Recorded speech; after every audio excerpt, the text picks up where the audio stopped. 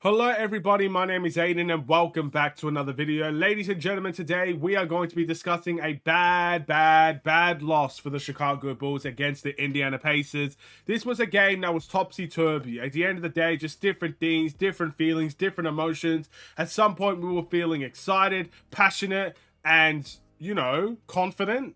Then other times we felt frustrated, we felt disappointed, we felt miserable, and we felt defeated. There were so many ways we could talk about this game. I don't really know where to begin, but look, at the end of the day, no matter what you were feeling towards the game, it ended in a bad loss. So let's discuss that in this video. Before we get any further, if you like the video and you want to see more from me, drop a like, drop a follow, and or subscribe if you are new, and let me know in the comments below your thoughts about the Chicago Bulls, their game against the Indiana Pacers, your player of the game, and everything in between. As you can see on the screen, we lost this game 120 to 104, and there were moments in this game where I thought, wow, we're actually going to come back. I mean, the late third quarter surge for the Chicago Bulls. The Indiana Pacers at one point were up by 30 points in this game, or at least close to it. And the Bulls just, in the third quarter and early fourth quarter, surged. They stopped the Indiana Pacers scoring for 8 straight minutes. That's almost a full quarter of the Pacers not scoring a bucket, a field goal. And the Bulls did that. The Bulls surged. The Bulls took the lead in the fourth quarter. But one man came into play. One man came in and absolutely ripped the game from underneath us. And his name is Tyrese Haliburton. Tyrese Haliburton, the player that the Chicago Bulls passed up on in the NBA draft. A lot of people like to remind us of that. And again, we got reminded of it pretty convincingly today, because that was greatness that we just saw, ladies and gentlemen. That is a 20-20 game. 21 points and 20 assists, I believe Tyrese Haliburton had in this game. And before we talk about what went wrong for Chicago, because this is a Chicago Bulls channel, we obviously need to discuss what went wrong for the Bulls. We need to discuss the must improve and everything in between. We cannot ignore what we saw today. We cannot ignore the greatness that we saw in front of our very eyes. It's very easy to blame the Bulls for everything that goes wrong. It's very easy to be negative on the Bulls every time we lose a game. But sometimes it's performances like this and it's players like this that make it almost impossible to win. How often do any team win a game when a player gets a 20-20 night from points and assists? He literally impacted the game in over 60 plus points, if my math serves me correctly. Maybe it doesn't. I don't know. But maybe around 40 to 50 points that he's made a difference in. That's a big difference. And I don't even think he turned the ball over in this game. That was greatness, ladies and gentlemen. Yes, you could say the Bulls didn't play good defense. We didn't play good defense. Yes, you could say the Bulls made a couple of errors. Yes, you could say some of our guys didn't step up. But before we talk about any of that, we cannot ignore what Tyrese Haliburton did. And sometimes you have to give credit to the other team over blaming your own team. And I wanted to do that first. Full respect to the Indiana Pacers for the game that they played. Full respect to Tyrese Haliburton for the amazing difference he made in that game. And they rightfully deserve to win that game. Okay, we gave our respect to the Indiana Pacers as deserved. Now let's talk about what the Bulls did and how the Bulls went wrong in this game. First and foremost, I felt like every decision we made on the defensive end, except for the late third and early fourth quarters, was wrong. Look, Tyrese Haliburton made the biggest difference playmaking and scoring. It felt like we couldn't do anything right on the defensive end. We tried to blitz, we got cooked. We tried to switch, we got cooked. We tried to, go over the screens to play some good deep pick and roll defense, we got cooked. Defensively, it was a miserable sight. The Pacers from the very beginning to the very end of the game just looked like the dominant team on the offensive end. And that was the fear coming in. That was the absolute fear coming into this game, that they were going to cook us offensively. They are one of the absolute best offensive teams in the NBA. You've seen it today. You know why now. But that was always the worry. And now the Bulls, being a good defensive team, normally you would expect them to match the energy. We simply just didn't do it. And that's the first thing that went wrong for the Chicago Bulls. Wrong decisions on the defensive end. Or at least it felt wrong. Maybe it was right, but we still got cooked either way. That's the first thing. Let's move over into the second thing. We're talking about guys not stepping up to the plate. Unfortunately, this by far is one of Kobe White's worst games of not of the season, but of this recent stretch without Zach LaVine in the team. He made a couple of threes today, but they were too little too late. He absolutely got destroyed in the paint and mid-range wise. The guy was he hurt us more than he helped us today. And look, I love Kobe White. I'm not going to sit here and tell you that I hate Kobe White. I'm not going to be that flip-flop fan that calls him washed or garbage or pathetic or whatever the case may be.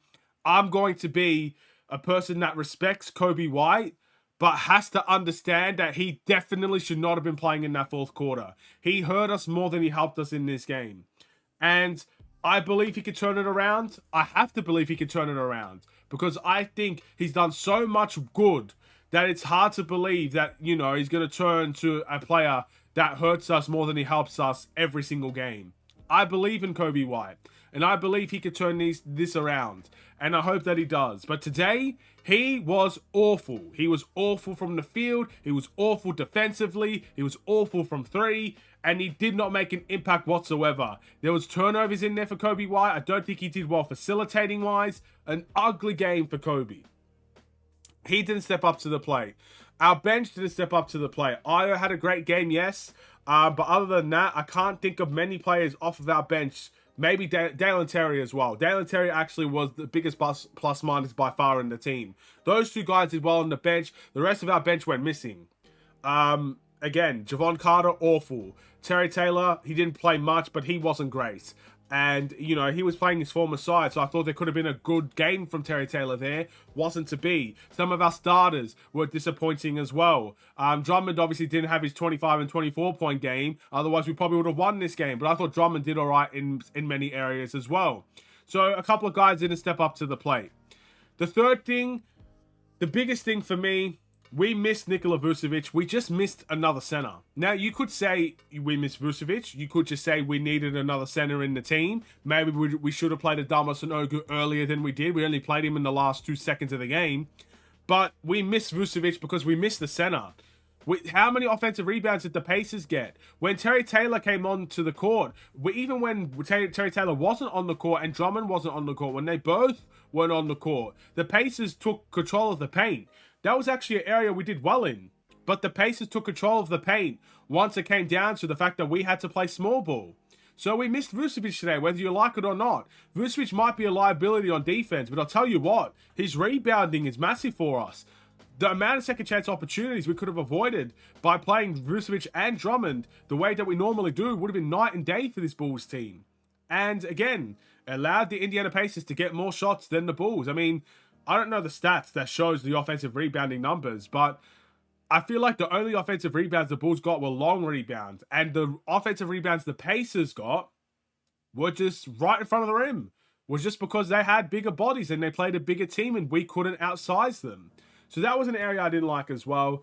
Offensively, again, look, I don't think the Bulls played stagnant isolation hero ball today, but the shots weren't falling for a lot of guys, especially Kobe White. So that's something we got to direct our head towards in the next game against Philly. We have a game like that against Philly, expect the same result. We cannot come out there and be bad from the field and bad offensively. We got to bring our best offense to teams like the Philadelphia 76ers if you want to beat them consistently.